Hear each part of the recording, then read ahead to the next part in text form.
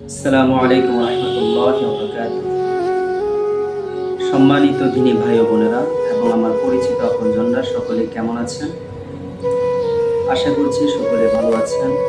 আলহামদুলিল্লাহ, আল্লাহর অশেষ মেহেরবানিতে আমিও ভালো আছি। প্রিয় দোস্ত বুজুর্গ, গুরুত্বপূর্ণ একটি বিষয় নিয়ে আপনাদের সামনে বসা। আজকে ফেসবুক চালানোর সময় চমৎকার একটি লেখা আমার নজরে পড়ল।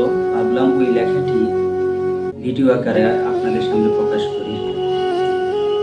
লেখাটি সূরা কাহফ সম্পর্কে খুবই সুন্দর আলোচনা। সূরা কাহফের 4টি দোয়া নিয়ে লেখক এই বিষয়টি লিখেছেন। দোয়াগুলো আমার কাছে চমৎকার লেগেছে এবং বিশেষভাবে সূরা কাহফ থেকে তিনি যে দোয়াগুলো চমৎকার ঘটনা আকারে উল্লেখ করেছেন, এই বিষয়টা আমাকে মুগ্ধ করেছে। তো আমি কথা না বাড়িয়ে তার লেখা আকারে এই কথাগুলো পড়ছি। আপনারা মনোযোগ দিয়ে শুনবেন, দোয়াগুলো শেখার চেষ্টা করবেন, ইনশাআল্লাহ বহুত ফায়দা হবে। সূরা কাহফ, 4টা ঘটনা, 4টা দোয়া যা আমরা খেয়াল করি না। প্রতি জুমায় সূরা কাহফ পড়েন? প্রশ্ন করেছেন তিনি। বেশিরভাগ মানুষ পড়েন, কিন্তু একটা জিনিস খেয়াল করেন না, এই সূরায় 4টা ঘটনার প্রতিটায় একটা করে দোয়া লুকিয়ে আছে। 4টা ঘটনা, 4টা ভিন্ন সংকট, 4টা ভিন্ন দোয়া, আর প্রতিটা দোয়া আমাদের জীবনের একটা করে সমস্যার সমাধান। চমৎকার। আমরা সূরা কাহফ পড়ি কিন্তু এই দোয়াগুলো ধরতে পারি না। ঘটনা পড়ি কিন্তু দোয়াটা আলাদা করে আমল করি না। আজকের আলোচনায় এই 4টা দোয়া আলাদা করে দেখব আর জানবো কোন সংকটে কোন দোয়াটা পড়তে হবে। সূরা কাহফ মক্কি সূরা, আয়াত সংখ্যা 110। নবীজি সাল্লাল্লাহু আলাইহি সাল্লাম বলেছেন, যে ব্যক্তি জুমার দিন সূরা কাহফ পড়বে তার জন্য 2 জুমার মাঝখানে নূর জ্বলবে, আর এর শুরুর 10 আয়াত দাজ্জালের ফিতনা থেকে হেফাজতের কারণ হবে। মুসলিম শরীফের 809 নম্বর হাদিসের মধ্যে কথাটি উল্লেখ আছে। কিন্তু শুধু পড়লেই হবে না, ভেতরের দোয়াগুলো বুঝে আমল করতে হবে। প্রথম দোয়া নিয়ে আলোচনা হচ্ছে, আসহাবে কাহফের দোয়া। যখন সঠিক সিদ্ধান্ত নিতে পারছেন না, একদল যুবক, চারপাশে শিরক, অন্যায়, চাপ, দুটো পথ, হয় সমাজের সাথে মিশে ঈমান হারাও, না হয় কষ্ট মেনে নিয়ে ঈমান আঁকড়ে ধরো।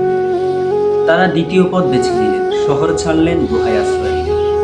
কিন্তু গুহায় ঢোকার আগে তারা একটা দোয়া করেছিলেন, রব্বানা আতিনা মিন লাদুনকা রাহমা ওয়া হাইয়্যি লানা মিন আমরিনা রাশাদা। দোয়াটি আমি আরেকবার বলছি, রব্বানা আতিনা মিন লাদুনকা রাহমা ওয়া হাইয়্যি লানা মিন আমরিনা রাশাদা। হে আমাদের রব, আমাদের আপনার পক্ষ থেকে রহমত দিন এবং আমাদের কাজকে সঠিক পথে পরিচালিত করুন। সূরা কাহফের 10 নম্বর আয়াত। এই দোয়ায় দুটো চাওয়া, রহমত আর রাশাদ, মানে সঠিক পথ নির্দেশনা। রাশাদ শব্দটা খুব গুরুত্বপূর্ণ। এর মানে সঠিক পথ, সঠিক সিদ্ধান্ত, সঠিক দিক নির্দেশনা। আল্লাহ কি করলেন? তাদের ঘুম পাড়িয়ে রাখলেন বহু বছর, জাগার পর দুনিয়া বদলে গেছে, তারা নিরাপদ, ঈমান সহ নিরাপদ।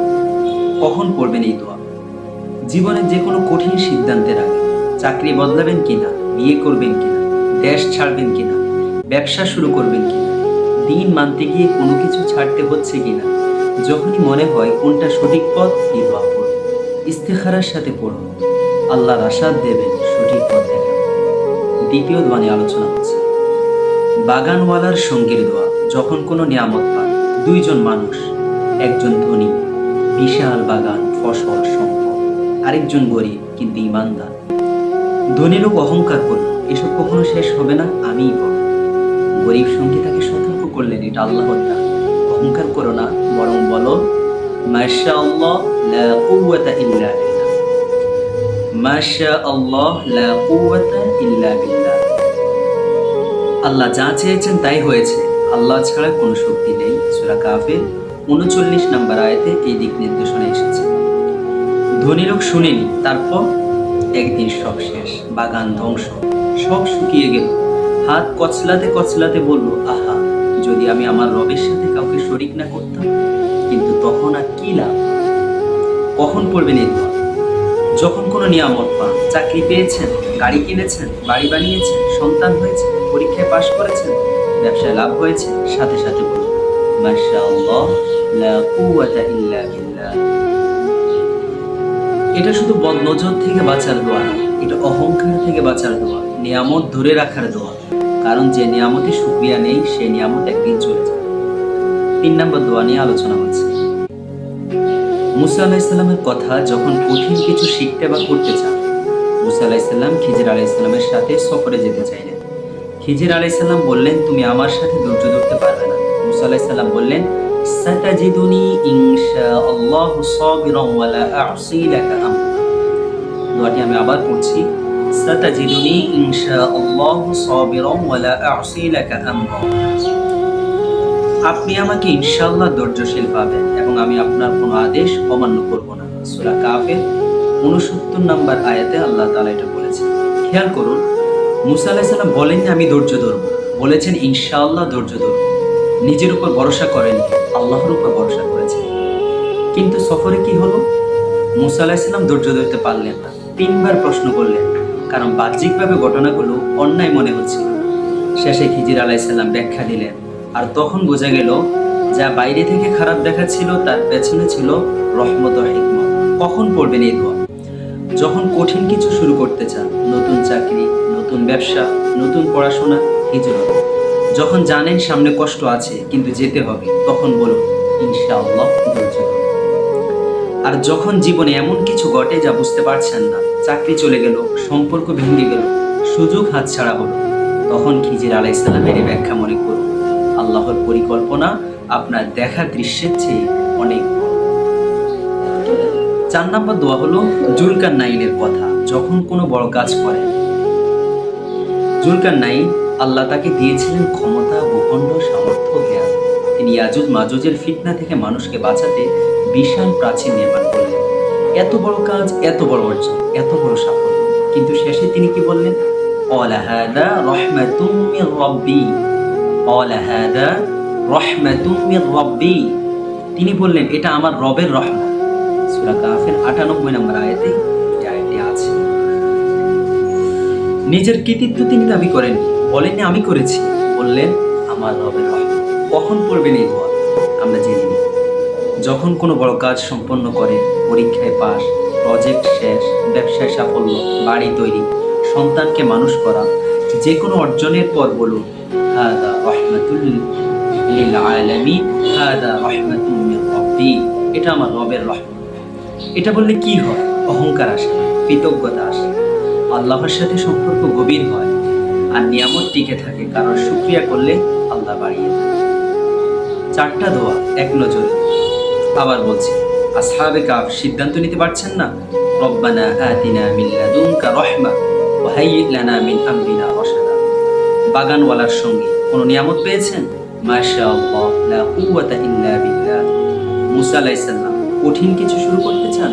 সাতাজিদুনি ইনশাআল্লাহু সাবিরা। জুলকারনাইন বড় কিছু অর্জন করেছেন? হাযা রাহমাতুম মির রাব্বি।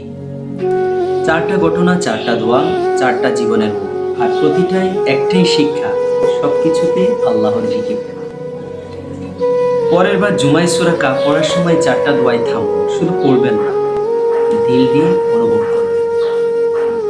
সিদ্ধান্তের আগে রব্বানা আতিনা পড়বেন, নিয়ামত পেলে মাশাআল্লাহ বলবেন, কঠিন পথে ইনশাআল্লাহ সাবিরুন বলবেন, সাফল্যে হাযা রাহমাতুম মির রাব্বি বলবেন। তাহলে সূরা কাহফ শুধু জুমার তেলাওয়াত থাকবে না, জীবনের গাইড হয়ে যাবে ইনশাআল্লাহ। মনে রাখবেন, সূরা কাহফ প্রতি জুমায় পড়েন, কিন্তু কি কখনো ভেবেছেন এই 4টা দোয়া আলাদা করে আমল করবেন? সিদ্ধান্তের আগে রব্বানা আতিনা, নিয়ামত পেলে মাশাআল্লাহ, কঠিন পথে ইনশাআল্লাহ সাবিরান, সাফল্যে হাযা রাহমাতুম মির রাব্বি। 4টা দোয়া, 4টা মুহূর্ত, জীবনের প্রতিটা পরিস্থিতিতে একটা করে দোয়া। আজ থেকে শুধু জুমায় না, প্রতিদিন এই 4টা দোয়া জীবনে ব্যবহার দেখবেন। সূরা কাহফ আর শুধু সওয়াবের সূরা থাকবে না, জীবন বদলে দেওয়ার মতো সূরা হয়ে যাবে। আল্লাহ তাআলা আমাদের সবাইকে সূরা কাহফ বুঝে পড়া, এই দোয়াগুলো জীবনে আমল করার সঠিক সিদ্ধান্ত নেওয়ার, নিয়ামতে কৃতজ্ঞ থাকার, কষ্টে ধৈর্য ধরা, আর সাফল্যে বিনয়ী হওয়ার তৌফিক দিন। আমিন। এই 4টা দোয়ার মধ্যে কোনটা আপনার জীবনে এখন সবচেয়ে বেশি দরকার, সেটা কমেন্ট বক্সে লিখে যেতে পারেন। তো এখানে যে কথাগুলো বললাম, যিনি কথাগুলো লিখেছেন তিনি রেফারেন্স উল্লেখ করেছেন সূরা কাহফের 10, 39, 69, 98 নম্বর আয়াত, সহিহ মুসলিমের 809 নম্বর হাদিস, তাফসীর ইবনে কাসির। তো আলহামদুলিল্লাহ, যতটুকু আলোচনা করলাম আপনার আলোচনাগুলো শুনবেন এবং সে অনুযায়ী আমল করার চেষ্টা করবেন। আল্লাহ তাআলা আমাদের সবাইকে আমল করার তৌফিক দান করুন। পরকালের জিন্দেগির জন্য আমাদেরকে প্রস্তুত করার